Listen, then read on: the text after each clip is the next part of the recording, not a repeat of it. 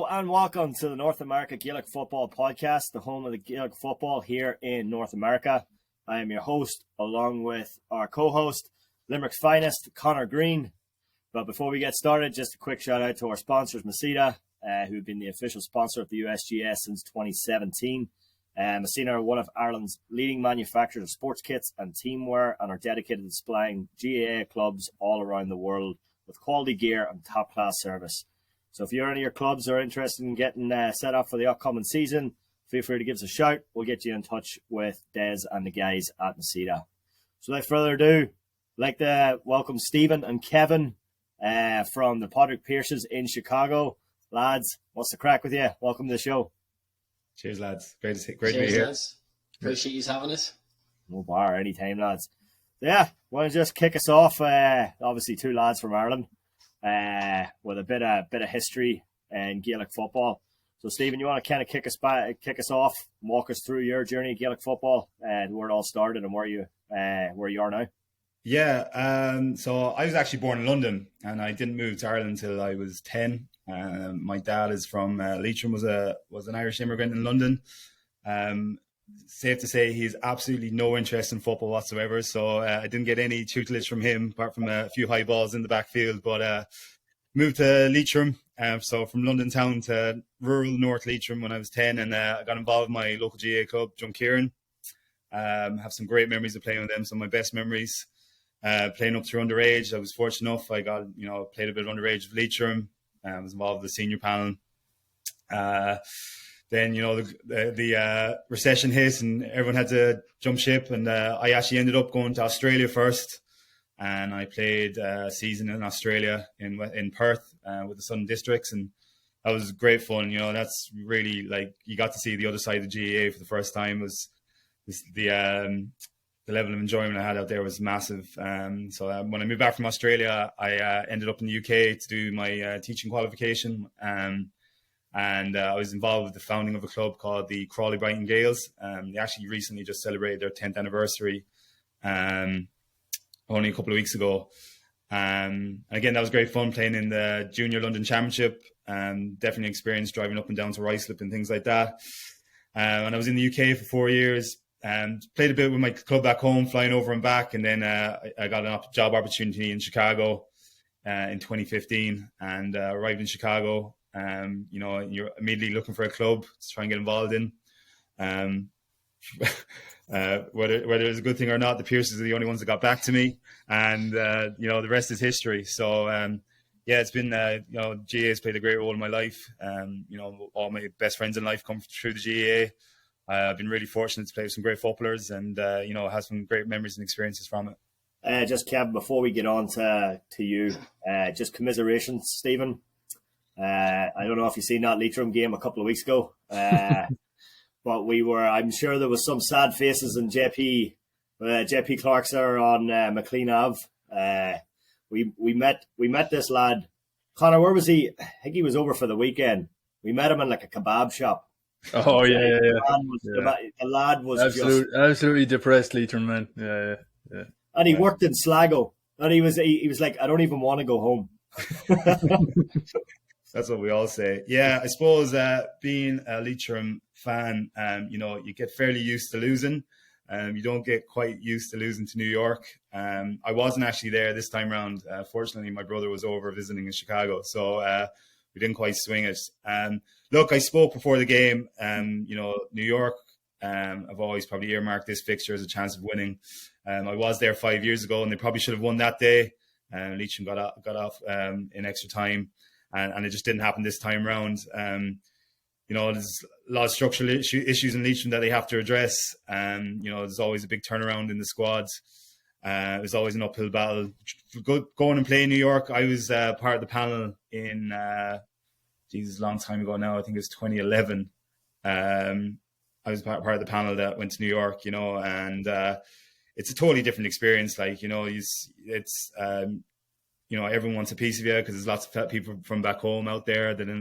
So you can't really prepare for the game normally. Obviously, the differences in the pitch are a huge issue.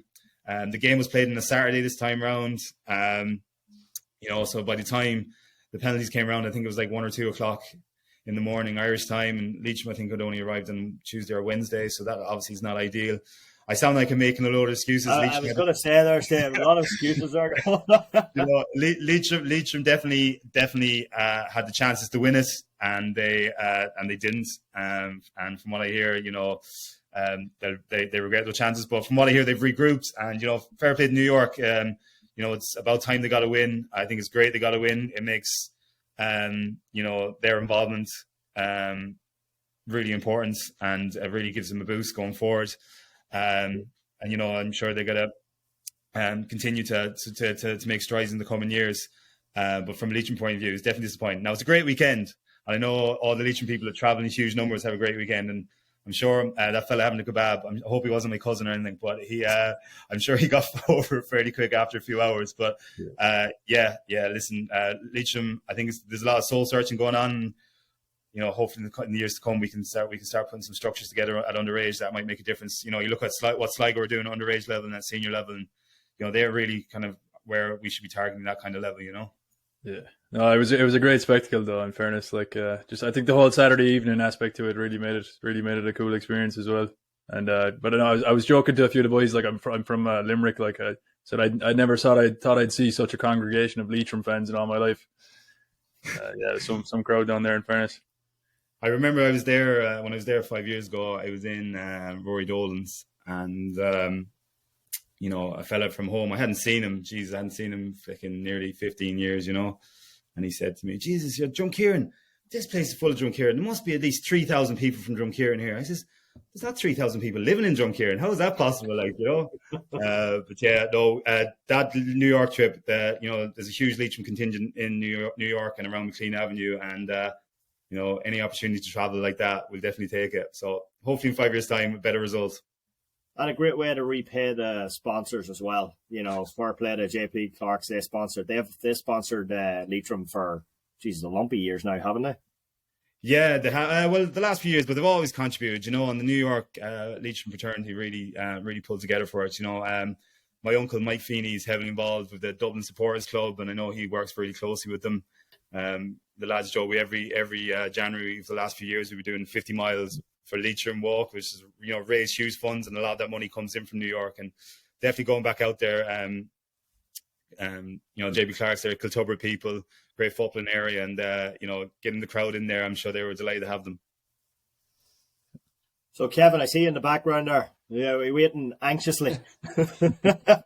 I think I'm not sure how I follow that, but when Stephen talks about his illustrious career and who he's played with, and all these great players, and probably his decorated career and all the medals he's won, I don't think I'm with in that power to be beside him. My career really started at a young age. I played for a bit at the club at home, and then really switched to soccer. I was more of a soccer head. Went to college in Southampton, coached out there, and then really came out to America and hadn't really played in 4 or 5 years, and then sort of just fell in with the Pearses like Stephen did, and that was that. I've probably been in the background most of the time. Played a little bit, but really just in the background, enjoying it, the social part, and really just being, I would say, just trying to be the best clubman I could be, is what I would sort of classify myself as. But in terms of playing, not as good as Stephen, but happy to be out there on the pitch when the occasion arises. Now, what club were you at home, Kevin? So I was with Ardoyne for a little bit, and then my dad's from West Belfast, so I was over at St Agnes's for a bit. But I was back and forth from England during uni, so wasn't really playing as much, and then was traveling in the summers. Came over to America, was coaching soccer, and then going back and then straight to uni. So probably missed out those glory years. I would say those glory years between 17 and 22. I think I probably kicked the ball once or twice. I don't know. My glory days just started, Connor. Junior C. We just started a junior C team there in 2021. I don't know, Connor. I think this is prime now. So yeah. I think I'm one of the young. Connor might be one of the youngest Irish lads in the division. There was a few of us, and we started up. Instead of Junior B, we call it the Killer Bees. So the WhatsApp group name is the Killer Bees, and you've really made it when your name gets added to the Killer Bees WhatsApp group for the season ahead. That's when you know. But it's great crack too. Like I mean, what's unique about our division, the junior C level, which I love the aspect of it. You're only going to have 3 Irish lads in the field at one time, so there has to be 10 American-born players with 3 Irish. So for us in a club where we're not in Boston, we're outside Boston, but it forces us to recruit American-born players. Yes, it's great getting the Irish lads in that can, help out with training. But, the growth, in my opinion, especially in our club, is a lot of the American-born kids, that are coming through and they're going to the colleges, whether it's locally, whether it's in, Yukon and Hartford, Holy Cross here in Worcester just started a Gaelic football team. You hear the likes of Notre Dame having Gaelic teams, Penn State, Purdue, so, our primary focus for our club is American-born kids, and really growing the sport that way. And any of the American kids that come in, they love it. I think, I don't think, Connor, we have had any turnover. I think any American lad that's come in has been just roped. Very little anyway. Yeah. Very, very, very little turnover. But that's maybe going on a little bit too much about that. So that's another episode with our own club to talk about that. We're here to talk about you lads, not us. Yeah. No, but listen, that's a great incentive to have. I think for the growth of the game, getting the American lads involved is where it's going to be at. I know, like we talked off air about the forthcoming USGA team, the junior championship. And that's something that really should be celebrated. There's some really talented lads. We've a number of them with our club, but how are we going to get these lads playing? How are we going to get more lads involved? And I suppose that can be, maybe a conversation we have in a bit. No, 100%. And actually, just touch base on that. We were talking a little about New York. What would your both opinions be, for like a USGA team put together from like all the divisions and went and played New York almost as a, you could actually do it in both ways. You could almost do it right, a challenge game. But maybe down the line you say, all right, you have the USGA team playing New York. Winner of that plays Leitrim or Sligo or whoever comes over. That'd make it interesting in my opinion. I don't know if it'll happen, but adds a different element into it as well. I'd be all for something like that for sure. Yeah, I think anything that is going to bring more football to the calendar here is definitely to be welcome. Gives lads something to incentivize. We, a number of our lads travelled over for the game this year, and we did try and set up a game with Sligo and the Sligo club in New York. And even like exploring the element of having the USGA champions versus New York champions and what that might bring as well, and maybe that could be another aspect of that. But I think anything that just adds to the calendar is, should be welcome. And look, there's plenty of lads that want to challenge themselves against lads at home, and if they could just be given the opportunity, I think they'd appreciate it. Yeah, I'd love to see all the major cities have a team there. Throw together a championship. New York, Boston, Chicago. San Fran, something like that. I think that'd be really cool, wouldn't it?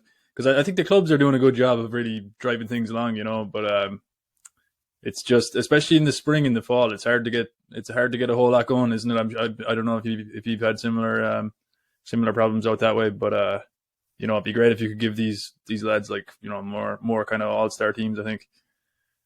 Yeah, I think especially in the Midwest, the weather plays a big part, right? Like I think we always dread that St. Patrick's Day coming around and the weather's turning there, right? And then you think, all right, you've got the hills ahead of you. But again, I think I think everybody's on board. The more we can get on the calendar, the better. So I think if the powers that be put their heads together, maybe they can come up with maybe we can come up with something, and maybe you guys could broadcast live from there. Maybe that's the North Star. Kevin, you obviously didn't watch our last episode, did you? We had a trainer on that says no more hills. All right, it's just so I'm with him. No more hills. Just smart training. Do you agree, Connor? Yeah. Yeah, no, Gary. We had a lad, Gary O'Daly, on. He's actually he's doing very well. He puts up some great videos. But it's actually interesting. Like, they take more of.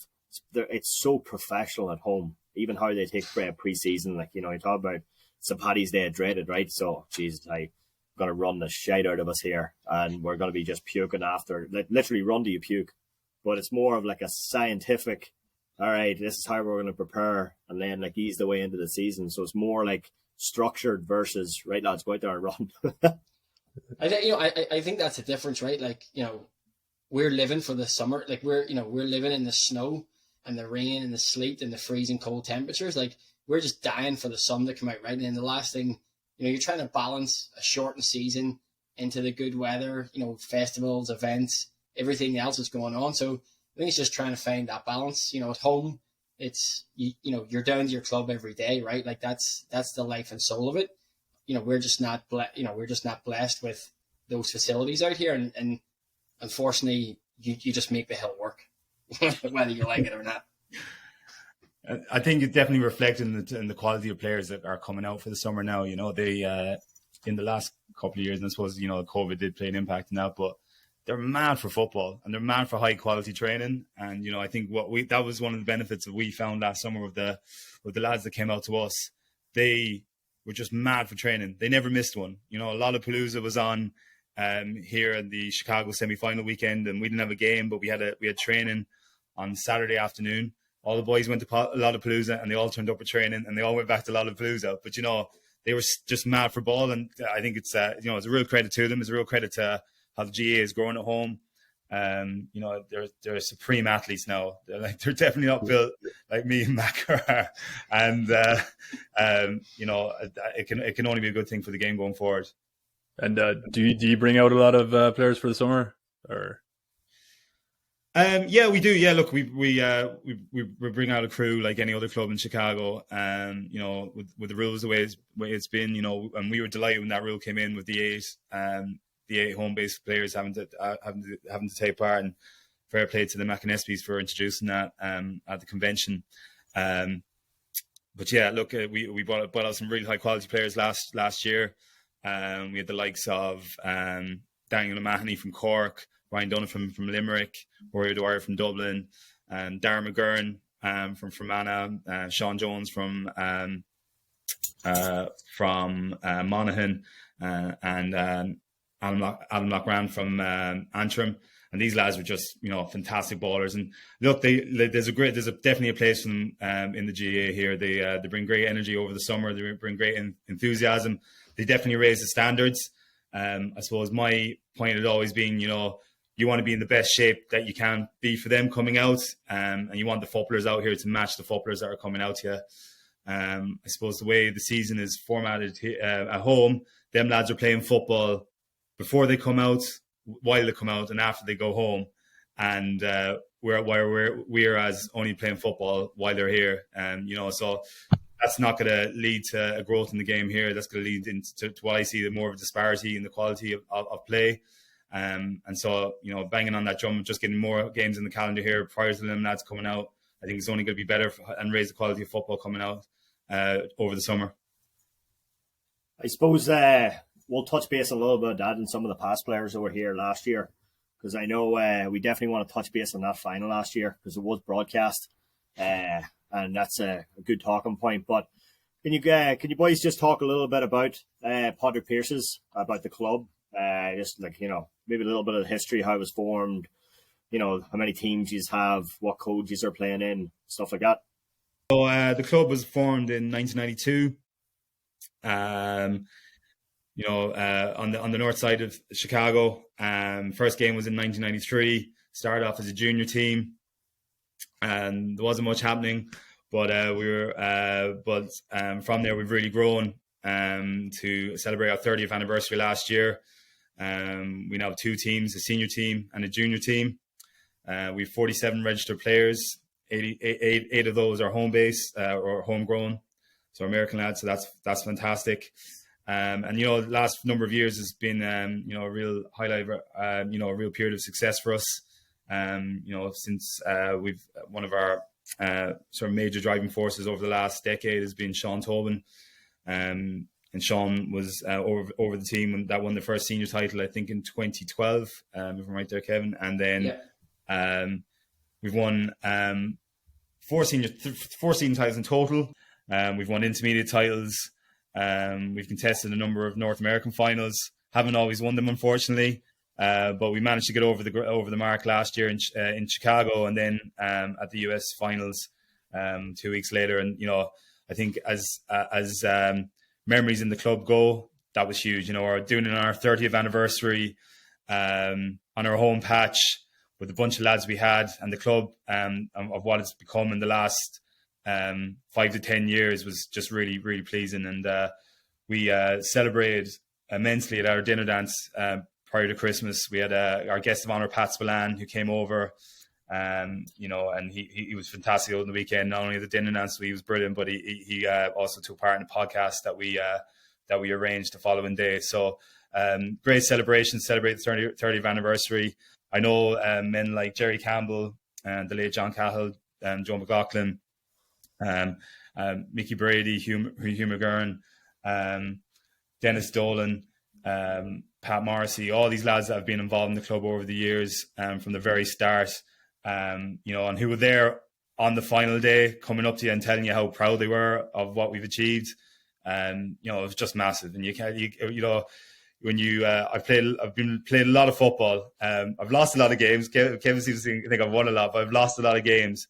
And your club at home is always really special to you. But that was a really special day. All these people from all corners of Ireland coming up for a common goal for the Pearses and celebrating that win against Young Ireland was, really fantastic. But it's not, on the pitch has been great. But I suppose Kevin could talk to you a bit about what we've been doing off the field as well. That's really sort of propelled the club forward. I think me and Stephen, I think we met for a burger one day. So if you get to Chicago, make sure Stephen takes you for a burger because he knows all the good spots. But I think I remember just asking Stephen to meet, and I was really like, how do we galvanize the club moving forward, right? Like, how do we do something different that everybody else isn't doing? And really, we wanted to create a culture and environment where everyone was welcome. I sort of looked around, and I think it was myself included, that I was maybe like on the fringe, maybe not playing when, the seniors came around, and, sort of just fell away, right? And you're like, we had a lot of those people that were just falling away, good clubmen, but just not, maybe not on game day or, on the senior panel, that just sort of started to fall away. So I think me and Stephen, we sort of bashed our heads together, and I think I'll never forget it. We came up with our masterpiece was a calendar plan. We did a 12-month calendar plan for January right through to the end of December. And we really started that with, instead of going out and asking for something, we started with, how are we going to give back? So once a quarter, we did a give back, whether that be at a food bank, was the first one, whether that be partnering with local charities. We did Cradles to Crayon. So we did that, and that was very successful. And I think that sort of, social media is great these days, because when it's good, it's really good, and people can get behind you on stuff like that. So that really galvanized, I think, a different type of member within our club. So that was aspect one. Aspect two was, how do we get more people playing, right? Like, more people who are on the fringe, who maybe not playing all the time. They're coming to training, and then they're falling off in the summer. So we set up the Nines, the first ever tournament in downtown Chicago. We had all the clubs participating in Chicago. We had 2 of our own teams playing. We had a senior and a junior A. We had teams from Milwaukee. Kansas, I think, joined in. So there was a few there. And then that sort of really got off and running. That was a huge spectacle for the club. And I think really put us on the map as, promoting GAA.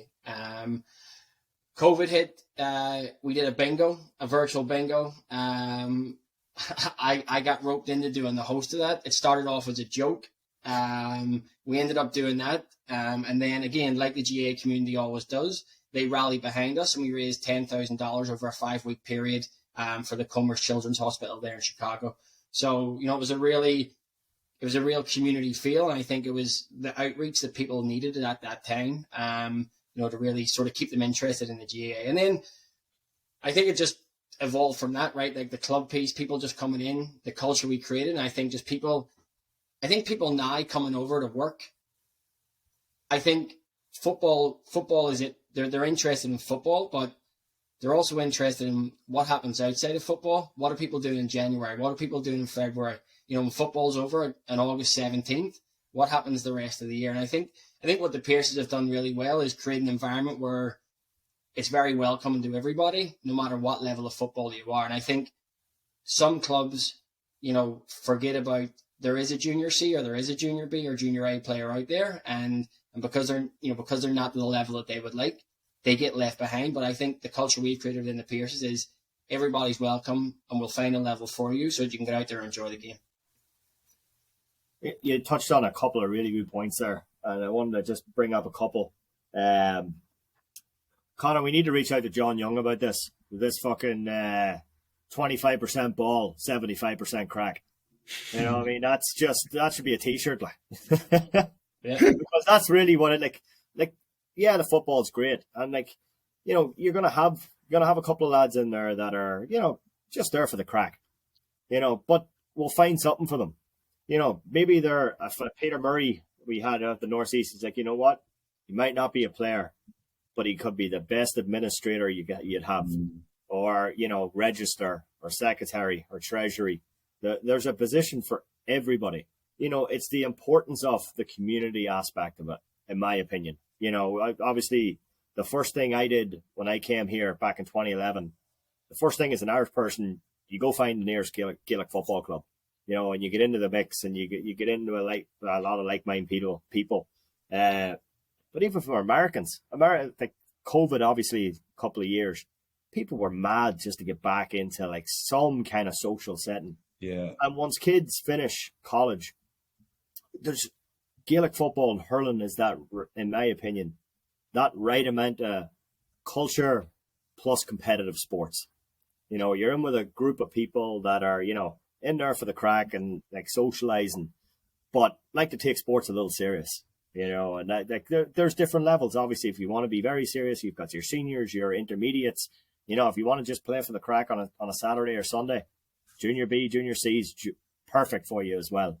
So no, it's so important that that aspect of culture, and I actually really like what you were talking about there, setting up that 12-month calendar, because you're right, the season shouldn't be May through August 17th. You have that gap of September, October, and then fall months that the weather's fucking perfect. So why isn't there more like fall leagues? And I think the pre-COVID, they used to have out this direction. They had Worcester, Hartford, Yukon, and I think it was another team. Connor, you were around for that tournament, the fall hurling tournament they used to do. Yeah. So bringing them back, the junior clubs love it, and the Americans love it. They want to keep, we have a couple of American kids that literally they want to go every week, 52 weeks of the year. They just want to go. Could be Christmas morning. They'll be setting attacks. Anybody want to go for a kick around that? So that's how much they love it. I think that's where we found our niche, right? Like when me and Stephen done the calendar plan, this stuff was on the calendar, right? So, people that had families and maybe weren't able to get the Gaelic Park every week, or weren't able to give that commitment. It was one of those things that was on the calendar. Hey, we're going up to Madison, Memorial. We're going to the Sevens in San Diego, Memorial Day weekend. That we're going there. The next one, we're going down to, we went down and played Notre Dame. It's freezing down there. We went down and played them. But again, you tie that in with, a Notre Dame football game and then a GAA game, right? Like it's a good couple of days out. And I think it gives lads, who are maybe not, work out here can suck you up very quickly and consume you. And, you see lads fall away. But I think what we created was sort of that environment where people knew it was on the calendar and they could say, you know what, I'm going to target that date and I'm going to make a commitment to attend this event. And then it wasn't the same people attending the same event. There was a mix of, I couldn't do one, I didn't have to be at all of them. Stephen didn't have to be at all of them. And again, it's that, I think there's a lot of it out here. It's where it's the same people asking the same other people, and it gets very tiring very quickly. And that's where, I think that's where we sort of created a niche within our club. It was at our AGM, me and Stephen were outgoing this year after, doing our term. We had 30 people there ready to take a position, right? Like when me and Stephen first got it, they were begging people to take a position. So I think, that's the state the club is in at the minute. And it's so positive in there to be in and around everyone within the club I would really, really encourage other clubs really to plan their year out, because it'll help them going forward. Yeah. And I suppose, it'd be remiss to say there was we managed to create a board in the time that we were there, and everyone's pulling singing by the same hymn sheet with the same goals. Everyone was open to ideas and bringing ideas to the table. And, what a pleasing aspect is, having stepped away, the new board has sort of taken that culture and they've ran with it. And, we've already had a darts night here. There's a golf outing in a couple of weeks. Obviously the Nines is taking place this weekend, and there's going to be a number of other things organized throughout the year. But having that culture embedded means that whoever's coming in behind you is going to be able to, hopefully not only continue that, but also improve it. And all of those things, the one thing about it takes a lot of hard work. It takes up a lot of time. There's no point saying there's not moments where you wish you weren't part of it, and it's deeply frustrating, and you're calling lads, and they're maybe not getting back to you straight away, and you can't understand it because you're so into it and so focused on it. But the rewards are absolutely immense, and the rewards, far outweigh the effort that it takes. And I think, every club, and it's not just in the US, I look at my own club at home. If you can create a community around your club, around that team that's, obviously has to be at the forefront of everything you do. The team, that's the reason there are GAA clubs, is for a team to participate in competitions. But if you can create a club around it, that's going to be, involved, energetic. We use the term energized, but, wanting to get involved, no matter what their GAA background is, whether they're born in America, whether they're mad GAA heads back home, or whether the lads actually didn't play any GAA back home, but they just, working for an Irish company, and they got talking to a lad, and he's, seems to be busy every weekend and has something to do, and he tells them, oh yeah, I'm involved with this club, the Pearses, and they're doing this, you can come along. It's only going to make things, help grow your club, but also just make it a more enjoyable experience for everyone as well. So with the Pearses, you've obviously had a lot of success, but can you talk a bit about some of the challenges you're facing now on and off the field? I think for me, and this is always, the drum I'll be banging is, just not enough football in Chicago. We don't play enough. I played in the North American final last August, and I won't play another game, a competitive game, until the 1st of June. In what other sport where you're trying to grow the game do you go 9 months of the year and you don't kick a ball in a competitive game? It doesn't make any sense, we're training really hard. We're really raring to go for the championship, and the other clubs in Chicago, they're preparing too, but we're just not being facilitated with enough competition. We proposed a tournament.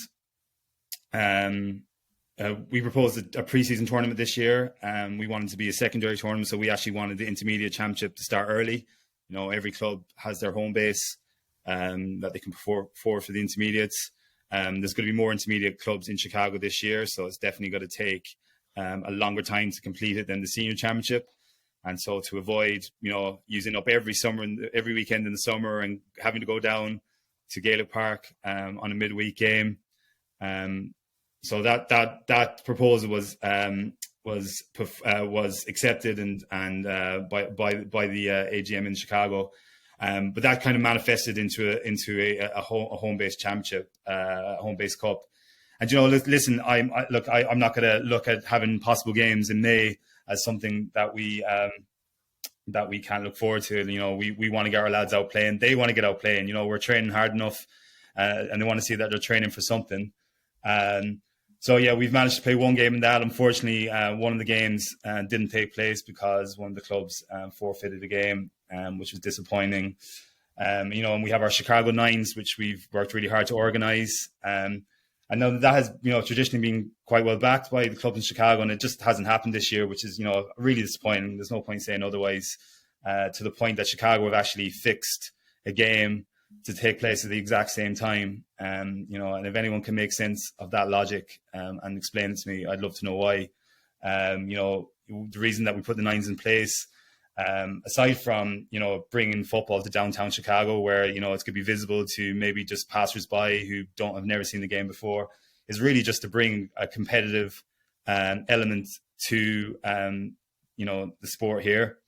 I know, as Kevin said, the weather is difficult in the Midwest. There's no point saying otherwise, that, having all year round football is really challenging.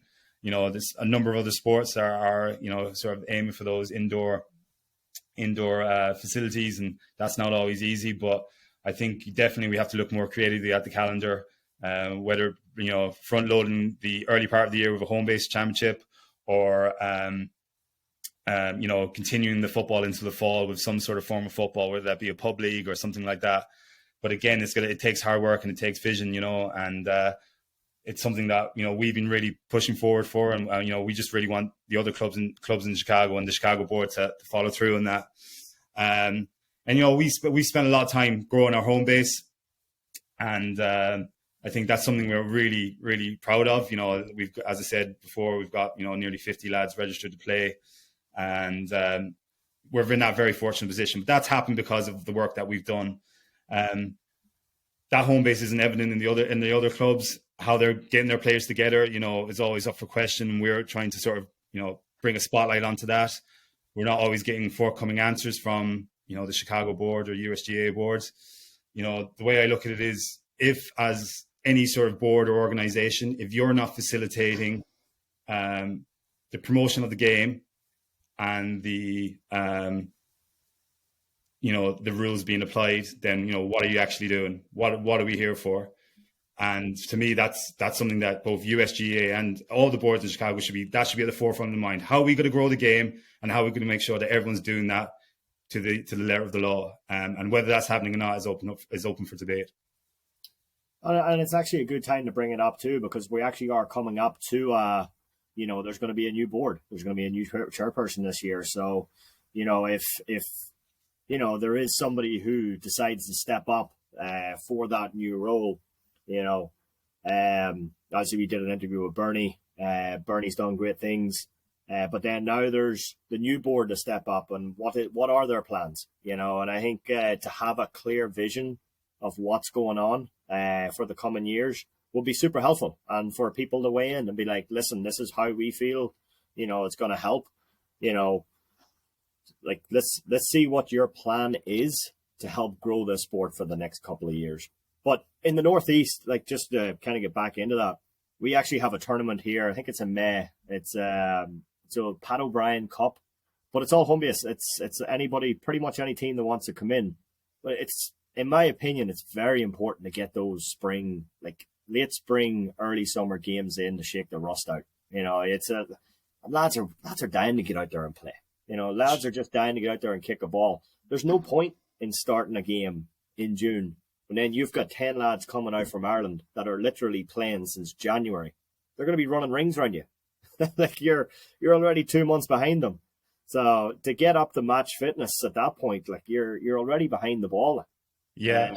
I think that's where we've been punished a little, I would say, is because, we've galvanized our home base, and it's the same tune down there, right? Like, hey, are you guys just going to play yourselves, right? But it's not about us and what we do. We can only control what we do.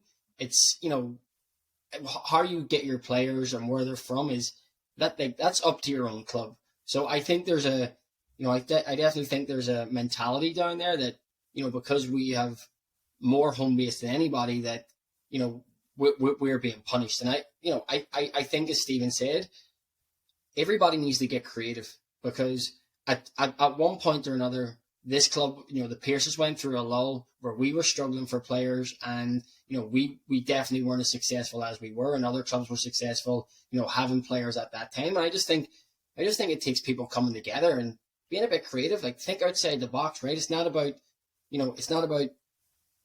as Stephen said, like it's about the team, but outside of the championship, how do you make it work?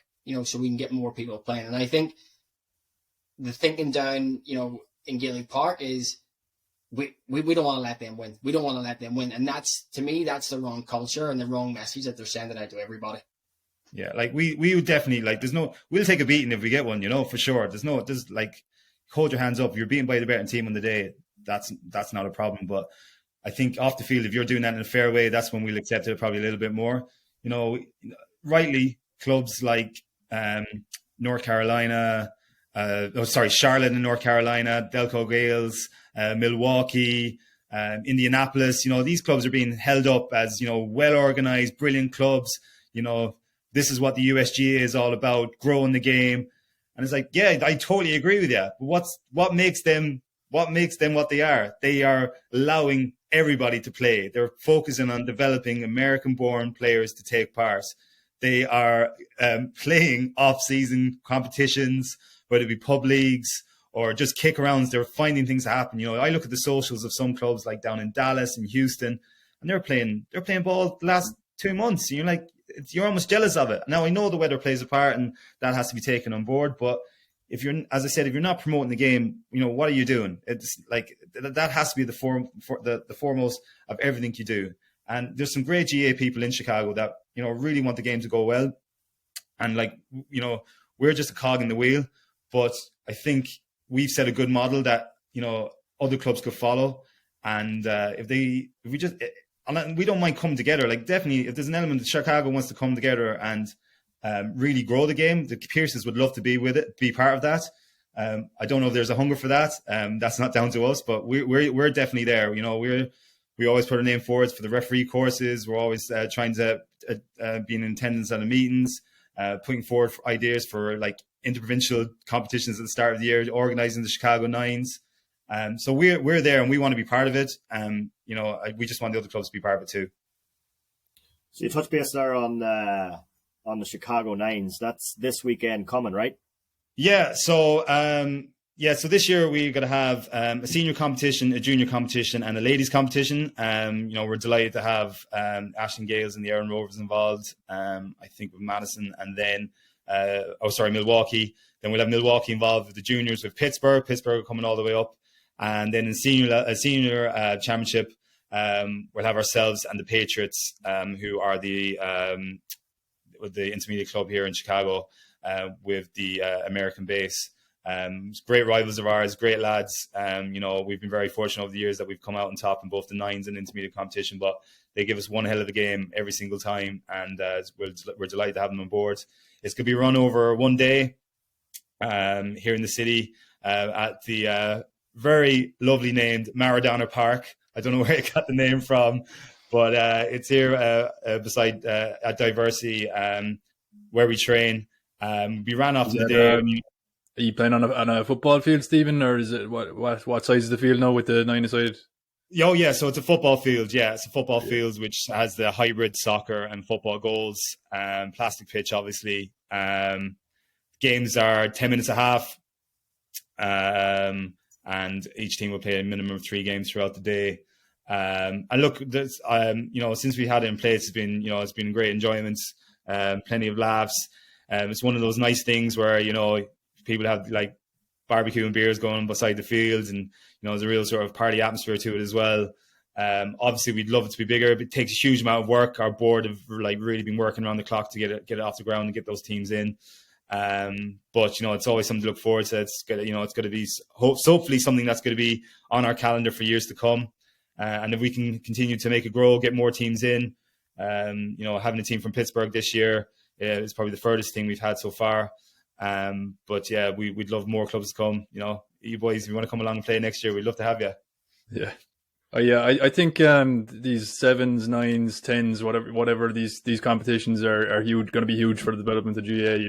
Just when you think you can play on a different field, doesn't have to be the huge GA field.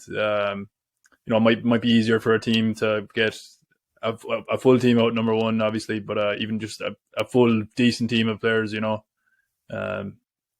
and even just to give fellas a different idea for the game too, like it can be a totally different type of game. They're playing a 7s tournament or something like that, you can get way more ball into your hand. Just really developing players. I think it'll be huge for that.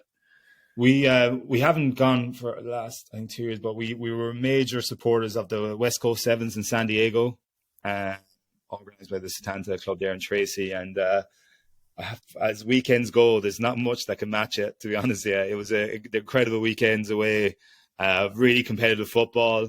There's nothing better than going to play a game, going down to Pacific Beach, having a dip in the ocean, having a few pints after. I tell you, if that's what heaven is, I'm ready to go there. So it's great tournaments, and I agree with this. The sevens, those ones dotted around the country. If there's a clear calendar when they're taking place, and just trying to get lads involved in them. It's not easy for lads to go away to every trip, particularly as we're getting older. But to be part of those is great. I know something Kevin always enjoyed. Yeah, I think I think we touched on it the first day, right? How do we get more football? I think I would challenge USGA, right? Like to create these mini tournaments, right, as the governing body, and allowing clubs to have the opportunity. I think they've done a pretty good job at creating clubs, at the appropriate level to give them the best competition. So, I think I would encourage them to work with their, the local board to try and, bring those to life. I think if you had 3 of those a year based on, where the weather is good and they supported them, I think, I think they would be well attended. Mexico City, lads. Mexico City. But yeah, that's it. You don't really hear about half of these things, do you? It'd be nice to put the offer out to more teams. I think I think there's definitely more teams that be willing to travel to some of these things, especially there in the winter. Like I'm saying it to the boys the last few years. I would love to go to a fucking winter tournament there out somewhere warm. Get away out of the cold weather here for a little bit. Smashville Sevens. Smashville. I think one of the ones we were always looking at was bringing a home base back to the Paddy O'Shea Sevens. That was. I think we had started a collection for that. A collection for that. Basically putting your few dollars away a week. Starting a year ahead, and I think again, like I go back to this calendar plan, and I'm going to beat that drum as hard as I can. But if something's next February in Smashville Sevens, you're putting your $50 away a week, and you'll be in Tootsie's. For a few Bud Lights after. So, I would love to get involved in that. The powers that be are out there. I would love to, start that dialogue up, open that up. And I think that would be, talk about vision. I think that would be my vision. Get 2 or 3 sevens, nines tournaments, across the country going, supported by, USGA. Yeah, because sometimes these events happen and you try to organise an event and it's clashing with another date or something like that. And if there was a clear sort of outline of where these are taking place, you can plan yourself accordingly. And one thing about it is one thing we saw at the Chicago finals, the US finals in Chicago last year was there are teams everywhere. There's teams in places I've never even heard of, and they all mad for sport. And although they might not all be playing at a high standard, they're all mad to participate. And if they just have more options for that, it's only got to be a good thing for the game. Lads, I'm on fire here. Mardi Gras. Mardi Gras. Mardi Gras. I'm on fire here, lads. I like that one. Yeah, I like that one for sure. If someone doesn't take Smashville Sevens and Mardi Gras and run with it, they're missing out. Jeez, hey, we might have to run with that one. Hey, there's 2 right off the bat, Let me think of one for Cancun or something I'll come back to that one. We're waiting for the North America Gaelic Football Podcast nines to happen in Cancun. Yeah, that's surely going to be down the line, is it? What's the bar there? Senor Frogs. Senor Frogs or Coco Bongos. Coco Bongos. Yeah. All right, let me get back to that. I'll think of something now. But we'll quickly move on because we'll be here on that topic all day. So can you talk a bit about the Nationals last year? You obviously had some success there winning the final. I know it was a bit of a divided one for you there, Kevin, with your old club and your current club. Connor, I'm not sure if you were at the USGA convention, but the first motion on the table was it's not nationals anymore, and you should refer to it as the finals. So that motion did pass, and it is the USGA finals. So that motion did pass. Yeah, it was. Listen, it was an unbelievable occasion. I think the work that the club put in, and Stephen mentioned it, to win it on the 30th anniversary was unbelievable. But I think the overall spectacle, I think the USGA put on an unbelievable event. When you go, I've been to numerous now. I've been to Seattle. I've been up to Canton. I've been down to San Fran, and these events, they require a huge amount of work and manpower, and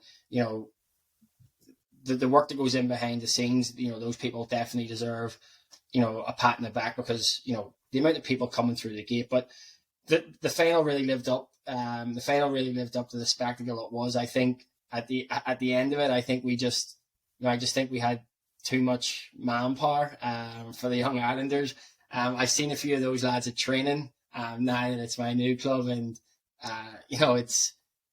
it's actually nice going in there knowing that I was with the North American champions, and who knows, maybe we'll go, maybe I'll be in a position here where I'll have to get Mesita to get me one of those half taps, right? I'll have to get a Pearses and a Young Islanders tap for Denver. So that might be something on the cards. But the commentary team, Scruffy and John Quinn, unbelievable job. So many hits on, so many clips went. Oh viral. Yeah, was that the fella? Yeah, I think I saw that. Like so many clips with all the jokes there.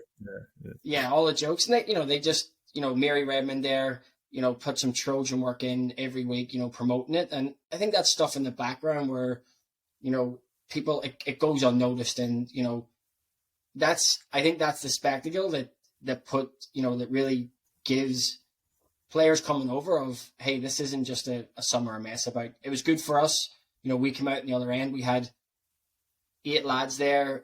We had 3 Americans playing. All 8 lads lived here. They probably lived here for 3 to 5 years. So, they're not lads that are just coming in and then leaving. And then obviously we had our 5 sanctions. So, an unbelievable occasion. And it was just great to come out the other end. The joy and the energy that day was just, it was great. Steve, I don't know if you want to touch on anything. Yeah, it was definitely a tough weekend, we had San Fran champions on Saturday. That was definitely that game was going well, and then it quickly turned that it wasn't going well, and we were definitely under the pump when it came to the end of the game, and we got over that. And and one thing about the finals is that you don't know, it's a real sort of mixed bag. You don't know what you're going to get. The Young Irons, they put up serious effort now, and I suppose it was a bit bittersweet for me. I was actually sent off in the final, second 2 yellows.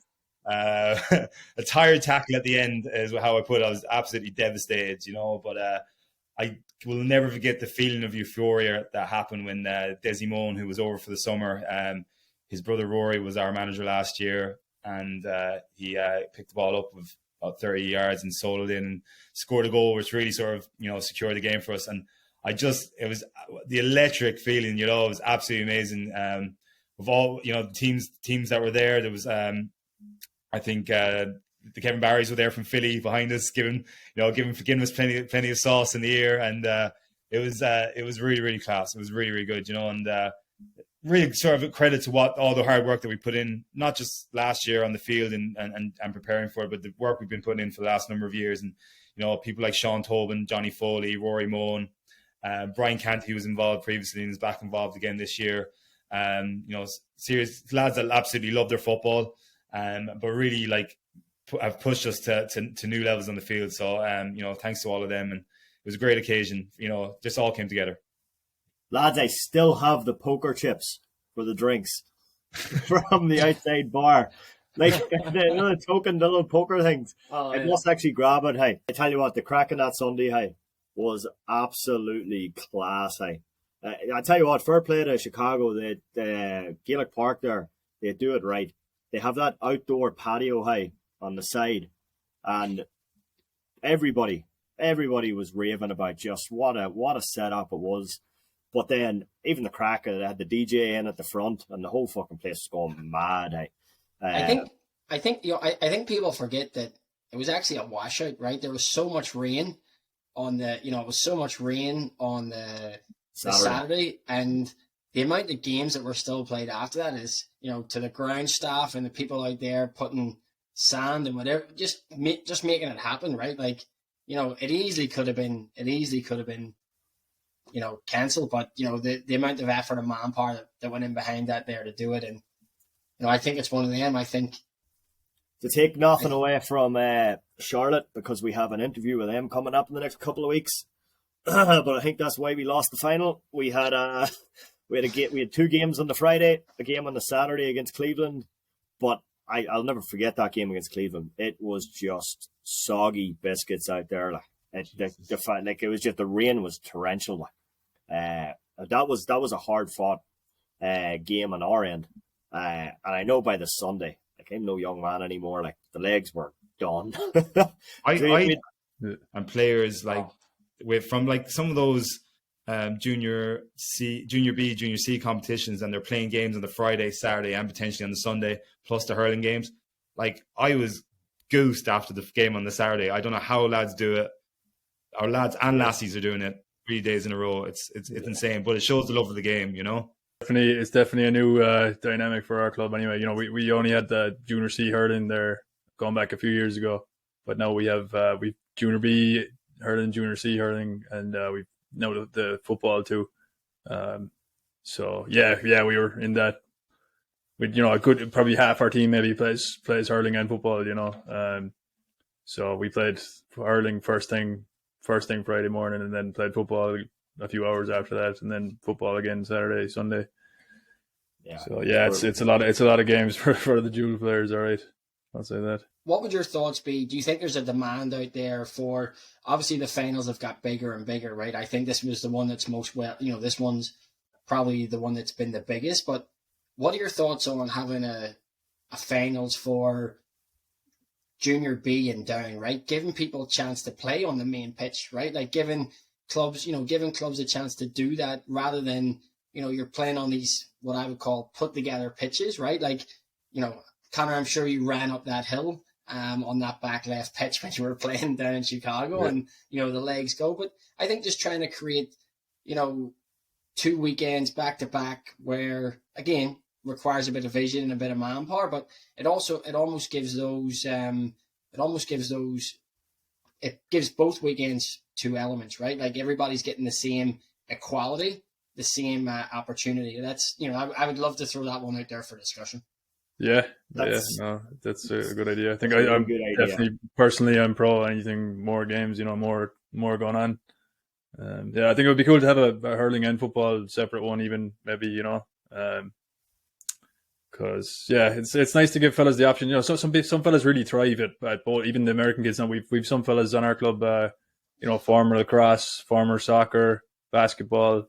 So some of them are really picking up both sports and really want to do both of them. But then it's just hard when you've this kind of crammed in season there in the summer with both. If you're doing both hurling and football, I think I think everybody's waiting for that color-coded spreadsheet they send out, right? And then looking at it, going like, "Hey, trying to find where you're playing and what time." Hoping you're not one of the first couple of rows.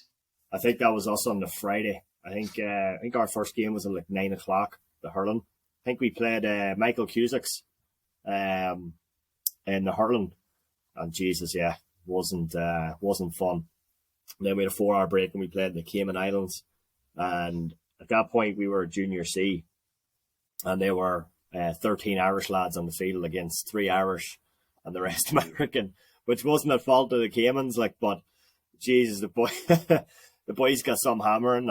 Actually, no, they put it up pretty well to them, but obviously it was different level there.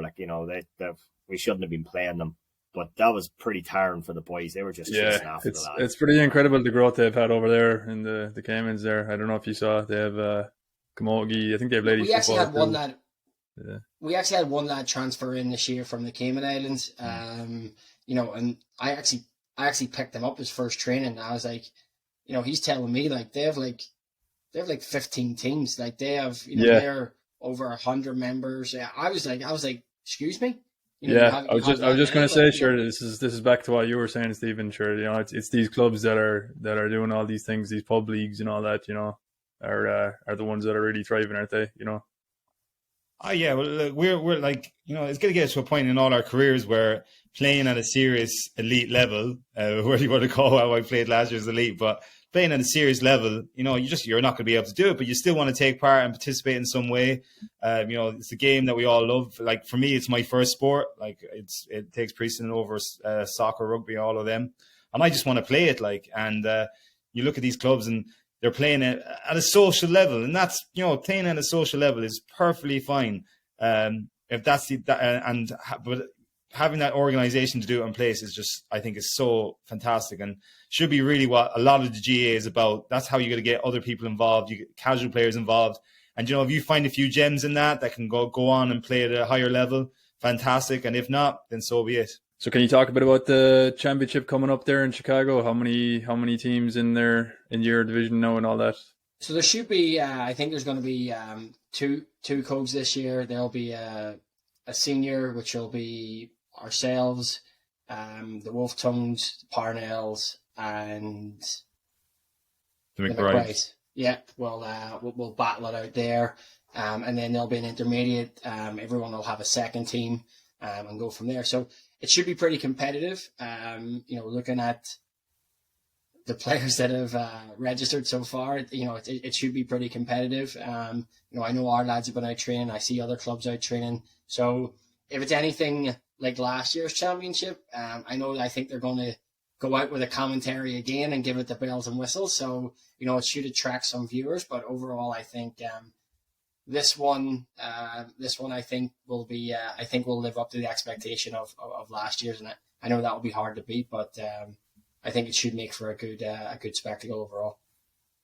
And they filmed that one last year, right? Do you know how many? So I think was it on Facebook Live? Facebook, YouTube, yeah, and they did announce the figures at the AGM, and they were fantastic, like, you know, and obviously the lads and their you know, their commentary phrases, you know, brought a lot of notoriety, but they did a great job, you know, and there was great banter, and I think for our family members watching at home, it was great crack, and it did show that the facilities in Chicago and how great a championship and how competitive the championship was. So that will be in place this year. I'm taking on a coaching role this year with the Pearses, and definitely is an adjustment for me. But you know, we're training hard. We're hoping for the best. We'll see what happens. You never know until the first few weeks how it's going to play out. There's always a shock or two in the cards throughout the year. You know, every team can probably potentially be every team, and then obviously we'll have a target on our backs, you know, because of our success last year, and you know, we're definitely okay with that. We're moving well so far. Keep everyone fit, which is always a challenge. You know, the physios are well worked in our club, but listen, we're looking forward to a good summer. Another senior championship coming back this year. Is that what you're saying? Look, and that's the goal. If you don't set out with that goal, then what's the point? You know, we definitely like to achieve that. And see what happens after that. You know, I think the finals this year is going to be really interesting because, you know, Denver, in a sense, is a neutral venue, so there's going to be no sort of hometown team gunning for it there, and so there'll be a lot of clubs who, you know, will highlight that as a target for them and see that as a potential North American championship. And you know, I know sometimes the local divisional championship has a bit more prestige, you know, because there's a few more players that may be sticking around and things like that. But I know from winning last year, being part of another Chicago winning team and potentially another US winning team would be fantastic for us. But there's a lot of football to be played now between now and then, and I'm definitely not going to be saying where we're going to be when all the trophies are going to be handed out. But we're definitely doing our best to be as close to the top as possible. I think that's where I think that's where the lads are trying to get the edge. You know, running up the hill there, and it's hard to find a hill in the Midwest. So the small hill that they have with the training facility, I think that's where they're trying to get the edge to maybe find some altitude up there. So hopefully we all bump into each other in Denver. Actually, sorry, not myself, because they probably won't be there. I have a young one on the way, August. Oh, congrats! Unless I want to be in the doghouse for. The rest of my there's only one way to wet the baby's head, you know. Hey, listen, stranger things have happened. But hey, Connor might be out there. You probably bump into his. Hey, maybe there could be a rematch from last year's seniors, and Kevin. I don't know. I think I'd like to see that. Maybe Stephen and Kevin marking each other. Just I'll tell you'll definitely hear him if you don't see him. So I haven't got my any gear yet from the Young Islanders, because I was going to do a bit of a reveal there, but unfortunately we haven't got the gear in, or else I would have had the shirt underneath. But just a shout out to those lads. They've moving forward into a different club. I reached out, and I think I would encourage anybody to reach out when you move. It's I think you touched on it, Gareth. Like, I reached out, and the guys there have been brilliant. I think there's one lad coming over to hang TVs in my house tomorrow. So I think that's just the community the GAA builds, right? Like, it's I'm here 5 weeks, and someone's happy to come around and help you. So shout out to those lads that have been very welcoming, and hopefully we'll see the Pearses in Denver. Oh Jesus, Connor's great help. Me and him went to one of the towns next to us to pick up a china cabinet. That's right. So Connor's been great. China cabinet. What year was this? I don't know. Is that what it even called? I don't know. play GA, and I'm happy to help you with anything. But other than that, you're dead to me, basically.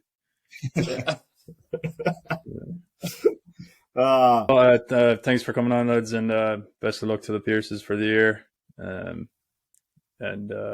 Thanks. Just quick word, shout out to our sponsors, McVeagh, and anyone that's listening out there, do us a favor, give us a like, comment, subscribe, follow, whatever you can do. We appreciate it, and we'll catch you next time.